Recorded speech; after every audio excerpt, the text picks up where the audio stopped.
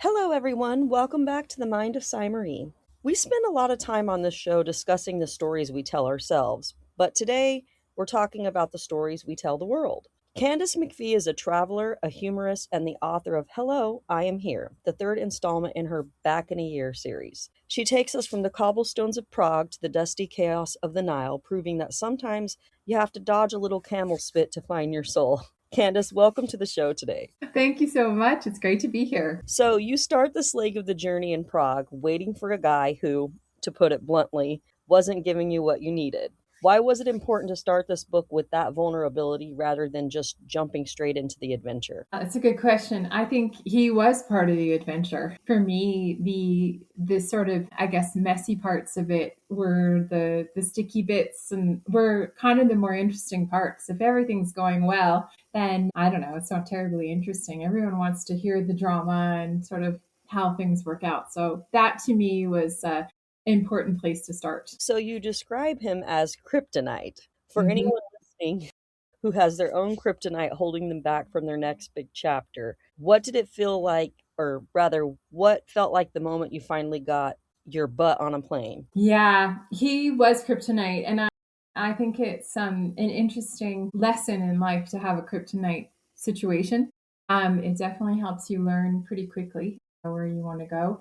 What happened was I had a plan, and even though I had kryptonite and I was dealing with that, I still had goals that I wanted to achieve, and that was to go to the Middle East. So even as addicted as I wasn't letting that get in my way. So I think it was the drive and the goals and the plan that sort of and just made me able to sort of get myself on that plane and get going to the next part. Transitioning from Europe to the Middle East was a major shift. You mentioned haggling, bed bugs, and taxi hierarchies in that sweaty, dusty chaos. What was the moment you realized you weren't just a tourist anymore, but a survivor? I think the second I got off that plane was the heat just hits you. It's different. It smells different. It feels different. It's like it's heavy. It's just this. I grew up in Montreal where it's humidity all summer long, but this was just different. It was that desert heaviness that I hadn't experienced. And when I met with some friends who had been there for a while, so they had been Middle East assimilated, if you will, and we got on the bus and took the bus from the airport in Amman to central Amman. And walking through the streets in the middle of the night and the smells and the sounds and the people. And it was this just dump you right in. And it was you're just it was like I had gone to a whole different world. And I had in my own mind, I hadn't experienced anything like that before.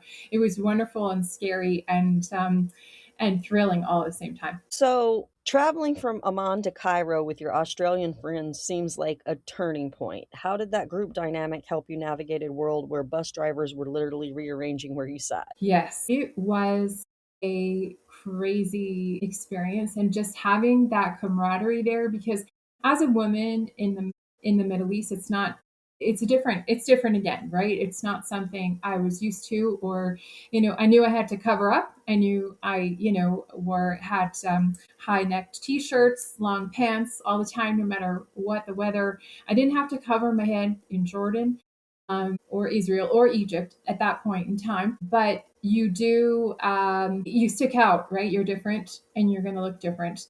And having that camaraderie with folks to share the burden, if you will. I wasn't even used to haggling. I wasn't used to the different type of attention. It's pretty intense. And having that to bounce off each other and to say, okay, oh, it's your turn to haggle now. Like I got no more game here. You're turn to step in and take over. It was a big adjustment and having a familiarity, although we're not from the same place. I'm obviously Canadian, they were Australian. We still had a history and a friendship, and it was that ability to bond and help each other through that really helped everything. So, you have a great line in the book. It's not a peanut butter sandwich, it's me. Why do we often try to fill our messy holes with comfort food or familiar faces instead of doing the hard work of self discovery? It is so, I think I didn't realize how much I had avoided all of the hard work until I hit the road. Having those bits of comfort now and then does sort of, I think it, to me, it was more, it bolstered me to be able to to keep going, because sometimes you're just like so low and you've been kicked around and you've misunderstood the situation, or things have gotten really sticky really quickly. Just being able to sort of ground yourself, whether it is with food or with something else, helps. But it isn't great if you always do that, right? You have to put the work in, especially when I was trying to go through this. It was a long healing journey, but also discovery journey. I didn't know who I was. I wanted to figure stuff out. And to be able to do that in conjunction with all of the environmental stuff going on, that it was a little distracting. So I don't know. People use whatever crutch they have to.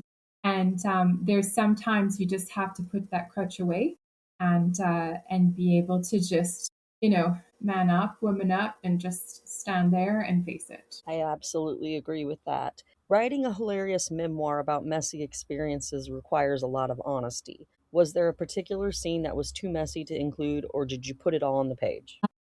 That is such a good question. There was a few times, I probably think there's three that give me the prickles as I'm sitting here having this conversation with you. The first one was in the first book. Yeah, I wasn't very good. There was very early on in the first book, and I felt so ill writing it. It was such a difficult part to write, but I thought, you know what, either I have to take this whole character out, this whole scene out, probably like, 100 pages has to go, or I have to say what happened. Like I have to be honest about what happened, and I can't give myself an out. I can't say, oh, but because I'm like, no, no, no. I have to own it. I have to wear it. I have to put it there.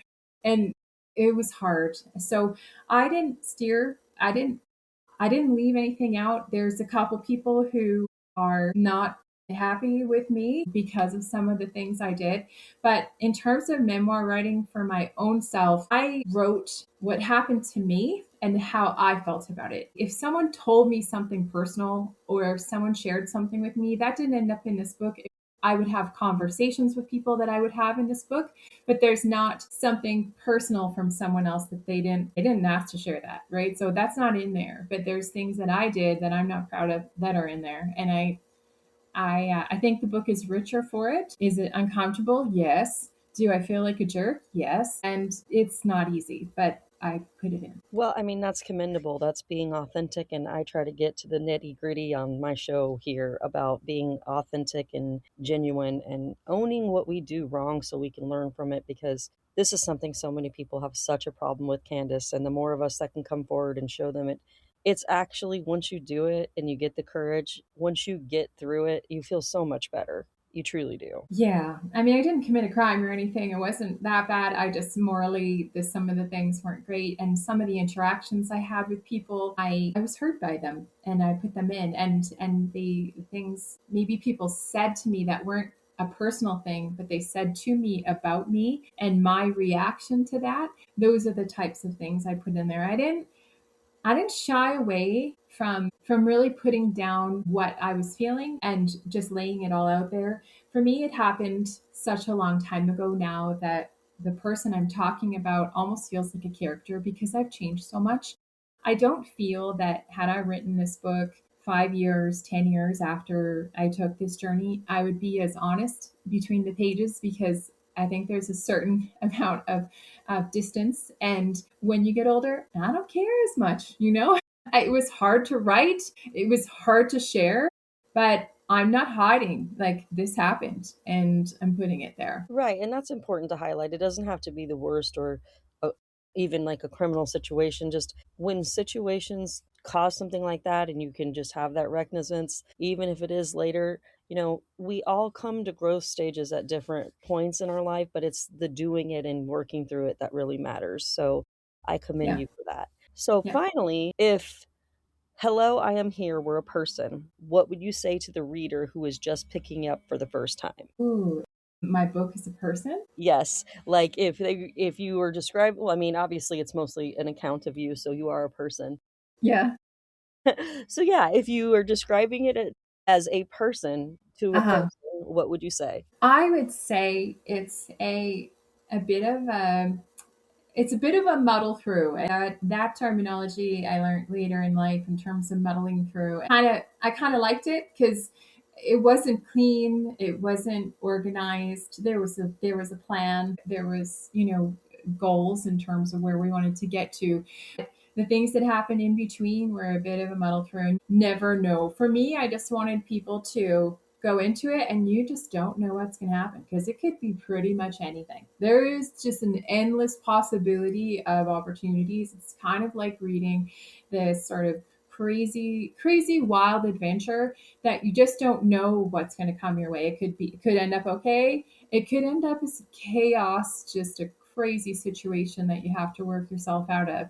It's just a fun ride. And when I wanted folks to experience it, I wanted you to be able to drop yourself in and just take this trip. If you've never been to the Middle East, read this book. You'll know what it's like. It's hot, it's sweaty, it's crazy, it's wonderful, it's magical, you know, it's immersive. It's just, and you do get used to. It's like, I think for me as well, it's the journey of getting used to it, right? I thought, I got off that plane and thought, there is no way I am going to get used to this, but I did. You can get used to it. You can get through it, and you can have fun while you do it. And that was the thing. And you have to understand where to push, and where to let go. And that's what this is. It's just a real sort of experience. That's beautiful, and I love that. So, Candace, thank you for being so generous with your story and your time today. It's been a pleasure to see the world through your lens today. For my listeners, go and grab your copy of Hello, I Am Here on Amazon or through Incorporated, excuse me. I'm going to have a link in the show notes so that will be easy for you to find. This is a masterclass in turning the hard parts of life into something that breathes. And as always, remember, the mind is the most important story that we'll ever tell. Thank you for listening to the Mind of Sai Marie.